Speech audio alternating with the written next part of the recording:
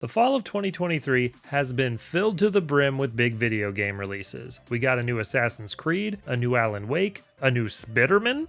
Gotta have my Spider-Man. Not to mention all the remakes and remasters. Gamers are definitely eating good this holiday season. As for me, I've only played one of the new releases so far. Super Mario Bros. Wonder and Sonic Superstars. Now you might be thinking, Binkle Monkey. Yeah, hi, that's me. That's 2 games, and you say you've only played 1. Have all the years of hiding in a room lit by nothing but monitors finally taken a toll on your mental well-being?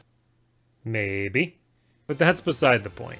I'm saying I've only played 1 game because Super Mario Bros. Wonder and Sonic Superstars are the same game. Let me explain. Let's go to June 8th, when Sega dropped a trailer for a new 2D Sonic game. It's been a while since we've had one of those. Sonic Mania came out back in 2017, if you can believe it. Ooh, check out that new art style. That's definitely a departure from the past 2D Sonic vibes. And the trailer is showing off 4-player couch co-op? Okay, this is looking good. Now fast forward to the June 21st Nintendo Direct, where we get our first look at a new 2D Mario game. It's been a while since we've had one of those. New Super Mario Bros. U Deluxe came out back in 2019, if you can believe it. Ooh, check out that new art style. That's definitely a departure from the past Mario vibes. And the trailer is showing off 4-player couch co-op? Okay, this is looking familiar. And then they released 3 days apart. Huh. Still don't believe me? Well, let's take a look at the plot for this one game. Our heroes arrive in a land they've never visited before. Their old nemesis shows up and starts wreaking havoc on the place. So all the heroes have to team up to help the inhabitants of the land and collect some shiny things to save the day. The same. Okay, sure, 2D platformers aren't known for their robust stories, but damn, it feels like the 90s all over again. Simple stories, Mario vs. Sonic, Nintendo vs. Sega, the console wars are back. But Sega doesn't have a console to sell you anymore, and their games are actually on Nintendo's console.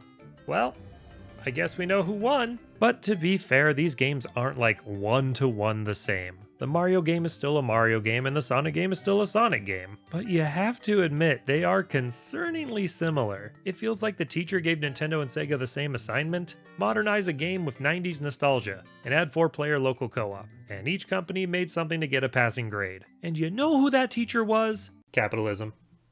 It was capitalism. But both companies did do the assignment. Wonder feels exactly how you'd want a new old Mario game to feel. The mechanics are perfectly fine-tuned for anyone who grew up playing the classics. After adventuring through the Flower Kingdom for a few levels, all the running and jumping felt like second nature to me. And Superstars feels exactly how a Genesis-era Sonic game feels, just with a bunch of new bells and whistles. And I've heard a lot of internet humans saying Superstars is a spiritual successor to Sonic Mania.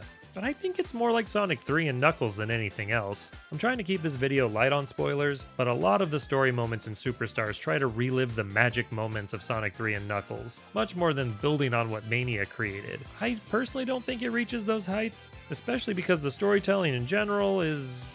well, maybe it's not even a second thought. It might actually be a third thought in this game. Meanwhile, Super Mario Wonder totally feels like a follow-up to Super Mario World. It's got the same style of world map, the way you can hang on to a spare power-up, and even the hidden Star World equivalent. I'd call it Super Mario World 2, but Yoshi's Island already stole that title. So both games fulfilled the assignment, and they definitely copied each other's work, at least a little bit. But what's more interesting are all the little things they did the same, but differently. For example, Mario brought out a huge lineup of characters for this one. Mario, Luigi, Peach, and Daisy, 2 different flavors of Toad, plus Toadette, 3 different Yoshis, and Nabbit? Who else could you ask for?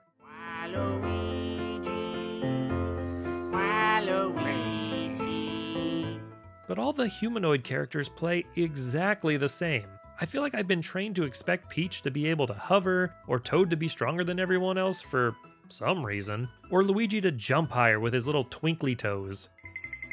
But we don't get any of that in this one. You can still ride the Yoshis and they can still eat things and flutter jump, and Nabbit, well, he's still creepy as hell. But I was surprised how samey all the characters played. I have a theory on why Nintendo did this, but we'll come back to that in just a little bit. Superstars roster, on the other hand, is a little more reserved. Sonic, Tails, Knuckles, and Amy are all back, packing their usual skills and quirks. Tails can fly, Knuckles can glide and climb, Amy has a double jump and swings her hammer of justice. Sonic is actually kind of boring by comparison. The drop dash isn't really that exciting to me, and I struggle to find its usefulness. And after beating the game with one of the original 4 characters, characters, you unlock the newcomer, Trip the Sungazer, who also has a double jump and can use her spikes to stick to walls and ceilings. Sonic, buddy, it might be time to learn how to juggle or do a magic trick or something. You're getting kinda boring by comparison. Anyway, I was really excited about having so many different playstyles to try out, but all the cool abilities didn't really make exploring any more fun.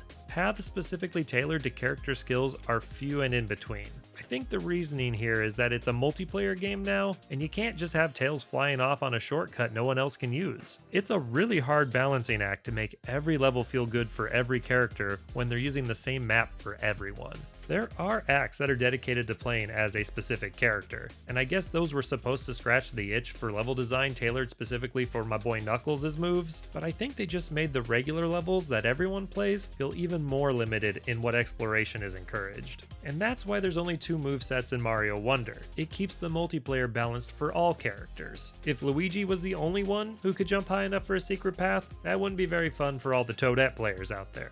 Nintendo solved this by nerfing every character's movesets down to the basics, which I don't think Sega could do with the Sonic Squad, at least not without some serious fanboy rage. The only solution for them was to make the levels playable to all movesets, even the most limited, which is Sonic.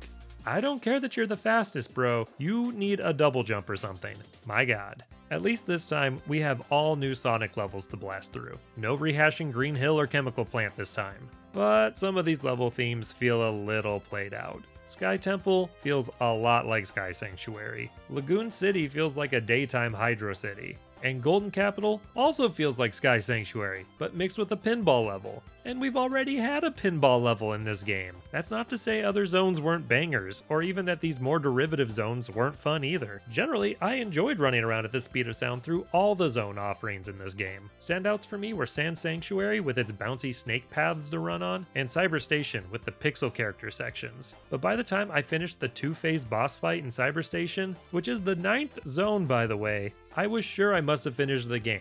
But no, it just kept going. This is a big ol' Sonic game, and some of these acts go on a little too long.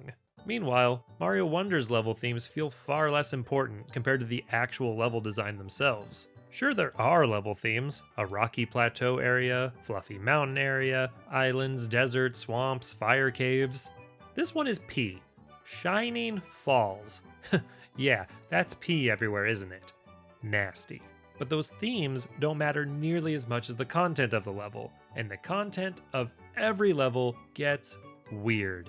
Since Mario and the gang are in a new land, they're not limited to the Goombas and Koopas that we're used to. Oh no, they came up with so many new weird little buddies. Hoppy Cats, Mamas, Skedaddlers, Mumfords, Hoppos, Bulrushes, all these wacky new creatures, and I only made up one of those. These alone are so new and fresh that they could be a reason enough for a new game, but we haven't even mentioned the real star of the game, the Wonder Flower. Most levels have a Wonder Flower hidden somewhere inside it, and when you find it, shit gets weird. Some aspect of the level is about to get turned on its head. It's always fun, often chaotic, and it keeps you playing this game way longer than you intended to. Seriously, you just want to keep going to see what other wacky shit is gonna happen. And to give credit where credit's due, the level before the Wonder Flower is really well designed too. It does a great job of teaching you the level's gimmick, but wow, the Wonder sections really shine the brightest. The second level already has singing piranha plants, and it just keeps going from there. On top of that, almost no level overstays its welcome. They're all just breezy little romps through the bazaar. I say almost no level because there still are auto-scrollers, and those tend to drag. But all in all, this is some super solid Mario level design, complete with new power-ups. What, you thought I wasn't gonna mention the elephant in the room? There's a friggin' elephant in the room! The drill, bubbles, and fire flower are fun as well, but come on, everyone gravitates towards the elephant. That's not to say Sonic didn't bring some new exciting power-ups too. In Superstars, each Chaos Emerald you collect gives you a new special power. You can clone Sonic to screen nuke all the baddies. You can turn into a fireball. Swim! Grow a plant! Yeah, they can't all be bangers, I guess. Like, slow? Slow? No! Gotta go fast. Gotta go fast. Gotta go fast, too fast, faster.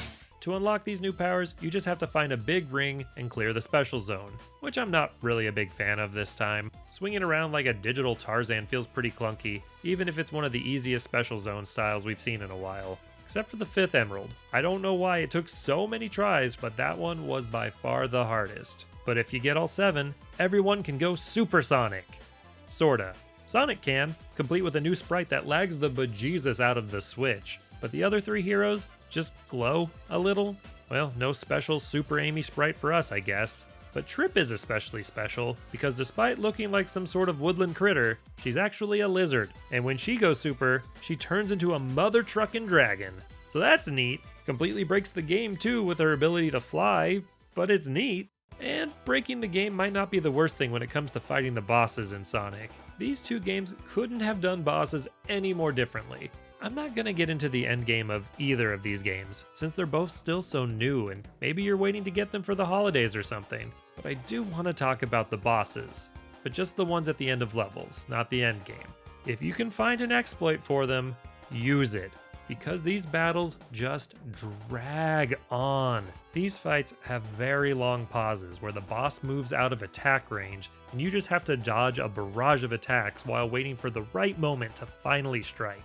These fights feel so slow. Even the mini-boss fights feel like such a slog when you're just waiting for the opening so you can bonk them. Some of them are even overly long auto-scrollers, and if you die, you're starting this 3-minute sequence of a boss fight over at the beginning. And without giving too much away, these fights feel even longer when you fight them again in a different mode you unlock later. The going theory is that if they didn't make the bosses have small vulnerability windows, playing this in 4-player co-op would make bosses way too easy. And they might have been right about that, but right now, these fights are way too long, and some of them are honestly the hardest fights I've had in a 2D Sonic game. This game is not easy. But speaking of easy, Mario's bosses are ridiculously easy. Either you're up against a classic Bowser Jr. fight where a couple of bonks on the head will finish him off, or an airship autoscroller that ends with you hitting the button on top of Bowser's conveyor belt machine and destroying it. Neither of which are very intimidating or difficult, but at least they still maintain the moments of wonder the whole game is striving for. I think Wonder struck a better balance than Superstars with the boss's short vulnerability windows. Even with multiple players on screen, it's really not that big of a slog to wait for Bowser Jr. to stop rolling around and then attack.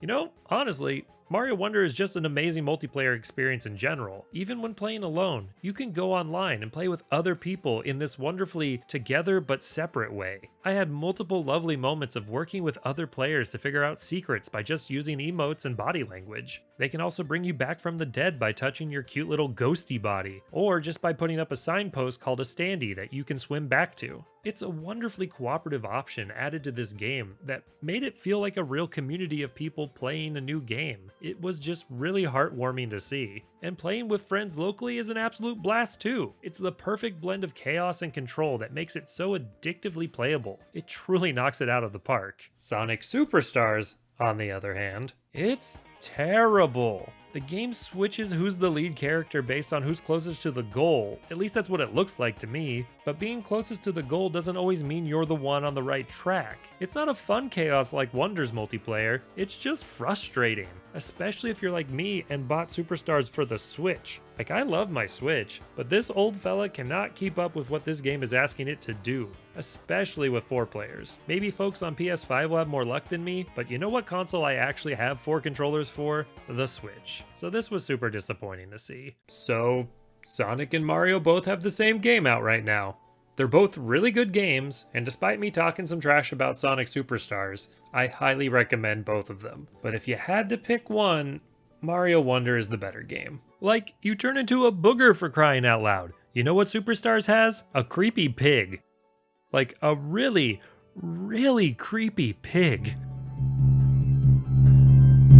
Thank you so much for watching. Do you think these 2 games are way too similar, or do you think I'm making shit up? Let me know in the comment section. And while you're there, please consider subscribing to the channel. Give us a like too if you're feeling fancy. And you definitely seem fancy to me. Just saying. Thank you all again, and have a good one.